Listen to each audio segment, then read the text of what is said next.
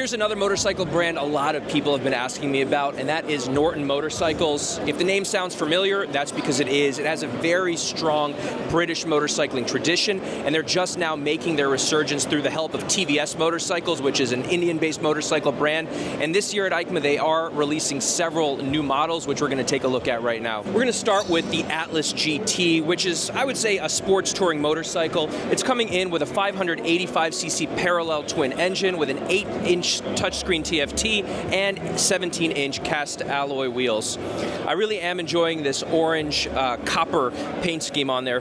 The riding position is actually incredibly comfortable. Like, you know, I'm 5'11", 6 feet tall, and I can comfortably flat foot this motorcycle, which would be really nice for touring and commuting because you don't want to be dangling your feet. It has ample space in the back for a passenger, and I'll be interested to see if they have any sort of luggage options available, but it does seem like there would be space to have some luggage for some light touring. And it is interesting. This is a very large TFT display, and it says it's touchscreen.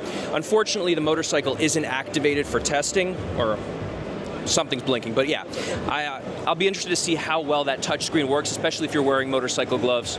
Here we have the Atlas, and it doesn't seem as popular as the other motorcycles, but I think this one is a quite exciting motorcycle. This is an entry into the dual sport motorcycle segment, and it's a midweight motorcycle at 585cc with a parallel twin engine. You're getting 19-inch front wheels, 17-inch rear wheels with the classic spokes that are great for the dual sport rider. Let's see the ergonomics and seating here, because again, my issue with a lot of these adventure motorcycles, if you're on the shorter side, it's going to be pretty difficult to handle one of these bigger bikes. So with this, not quite flat-footed, but if you're shifted forward on the tank, you can put both feet down comfortably if you're, you know, high 5 feet, close to 6 feet tall.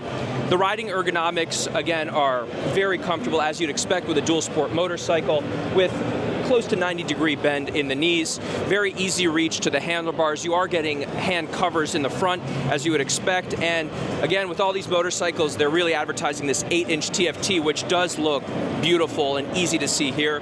The windscreen, we'll have to see about. It's a little small, but I know for most motorcycles, there are going to be aftermarket options if you want to do more touring on this motorcycle rather than off-road riding. There's not a lot of V4 motorcycles in production for the regular consumer, so this looks like to be another release. This is the Manx R, which is a 1200cc V4 engine, giving you 206 horsepower at 11,500 RPM and 130 Newton meters of torque at 9,000 RPM. Like the previous motorcycle we talked about, it does give you an 8-inch touchscreen display.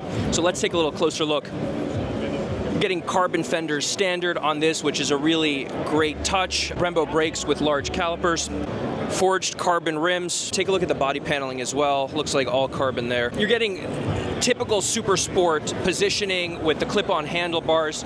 It is a fairly leaned over aggressive motorcycle, which you would expect for something of this design. A little too aggressive for my bad back. If the super sport ergonomics aren't for you, you might be more interested in the Manx X compared to the Manx R. This is an entry into the hyper naked segment with a 1200cc engine. Again, V4, 206 horsepower at 11,500 RPM and 130 Newton meters of torque at 9,000 RPM. And again, with all these bikes, you're getting that 8-inch TFT display here, which again, I'd be excited to see if it works with gloves, but here it's just set on some sort of computerized display.